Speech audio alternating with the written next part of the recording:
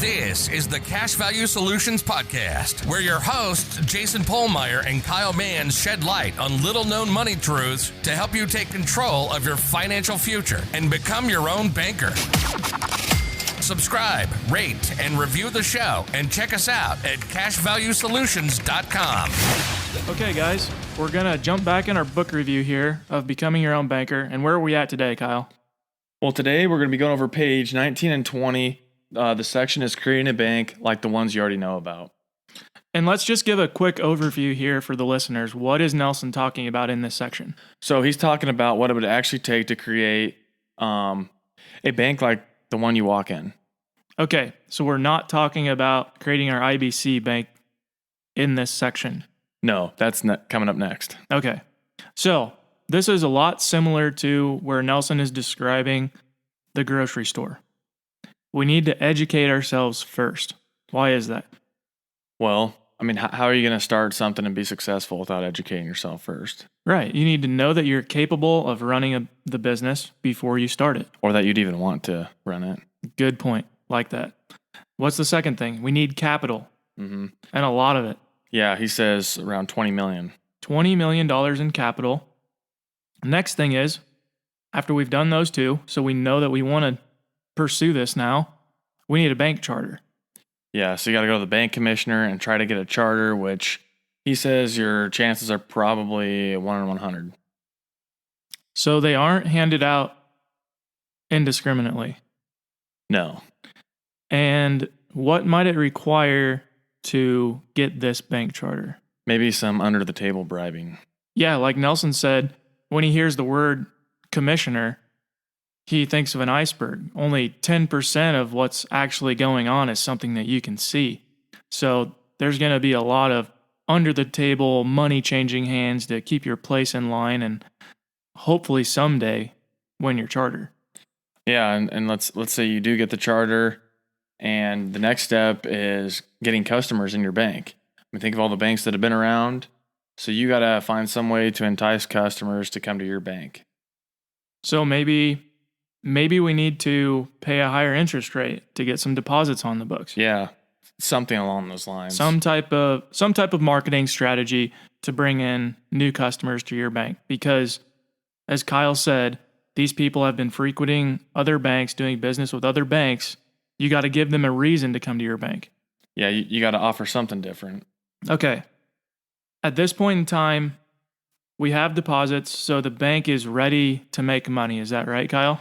Yeah, we can start lending. Okay. So you guys should know now that banks lend out your money. They don't lend out their money. Okay. So that capital we talked about earlier, the $20 million, they don't lend that out. They lend out your deposits, and that's why they need to get your deposits on the books so they can start loaning money and making money. Yeah, but there needs to be a prudent relationship between the capital, the loans, and the deposits. Right. And Nelson gives us a real-world example where this prudent relationship between capital and loans and deposits on the books wasn't kept. Kyle, do you want to give us a little insight on that? Yeah, so his example is from the First National Bank of Midland, Texas, back in 1983. This bank was actually in the richest city in America per capita at that time, and its loan portfolio was $1.5 billion, and 26% of those loans were non-performing.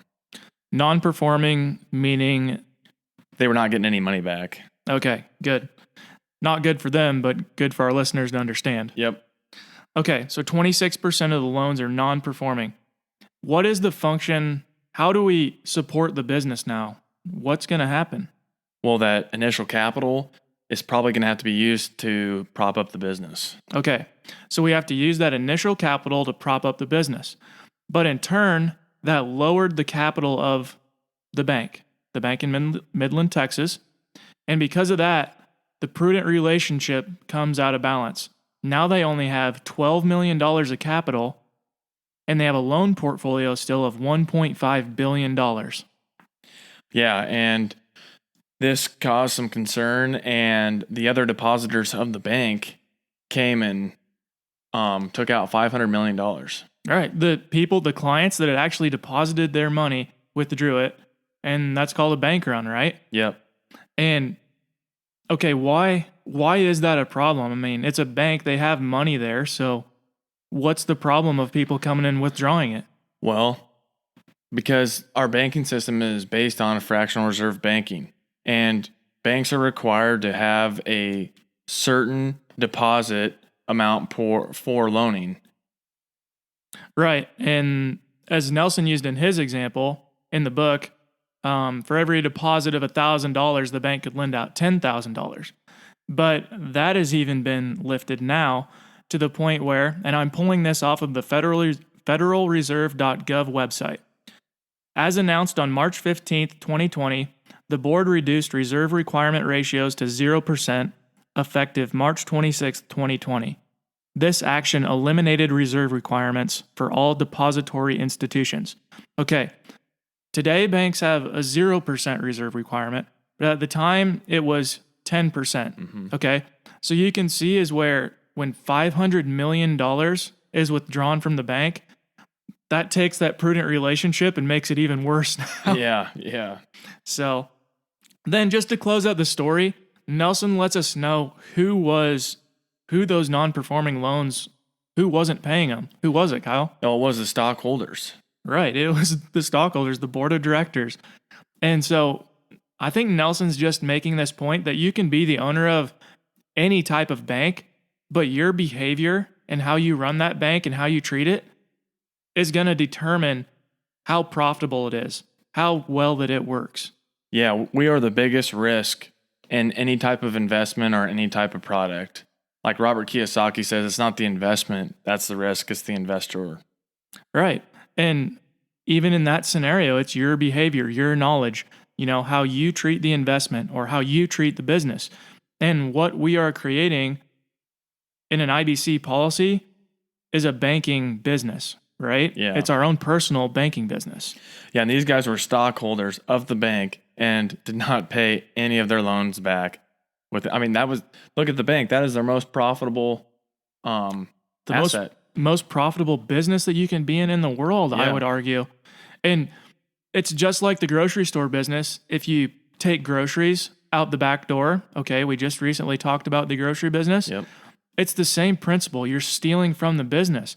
And Nelson is just getting closer and closer to relating this to what it's going to be like with your IBC system. And he's laying out things that you need to be aware of because, and maybe we should mention this at this point, the loans are not required to be paid back with a whole life insurance policy. You have the option to pay them back at your leisure.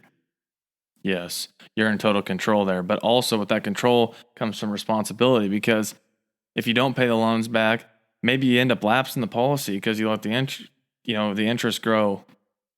Yeah, and then we end up with a failed banking system just like we had right here. Yep. So the last piece for this section is Nelson goes over cogeneration. Why is that important, Kyle? Well, he relates it to some wood products businesses. So, for instance, like a paper mill, they make paper, they have wood shavings and wood chips and stuff like that. And so these paper mills will use those byproducts to create electricity to run the plant. And if they produce more electricity than what they need to run their plant, they can then sell that electricity. And what he's saying is they don't, start building power lines and start an electrical company or electricity company. He said they just sell it to the electricity company that already has the power lines built. They're tapping into a system that is already there that doesn't require them. All they have to do is trench lines to the power lines and they've tapped right into it, right? Exactly. That's essentially cogeneration. It's what we're doing with whole life insurance. It's a system. It's been around for over 200 years. It's tried and true, proven to work. We're just tapping into that system so we don't have to go through the mess of starting our own traditional bank that you would walk in. Yeah, like he says in his book, all the ingredients are already there in place.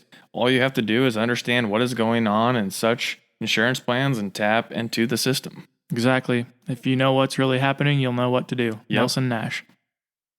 Okay, Kyle. I think we hit this pretty good. What do you think? I think so too. Talk to you guys next week. This was the Cash Value Solutions Podcast. Remember to subscribe, rate, and review the show. Check us out at cashvaluesolutions.com. And don't forget to tune in next week.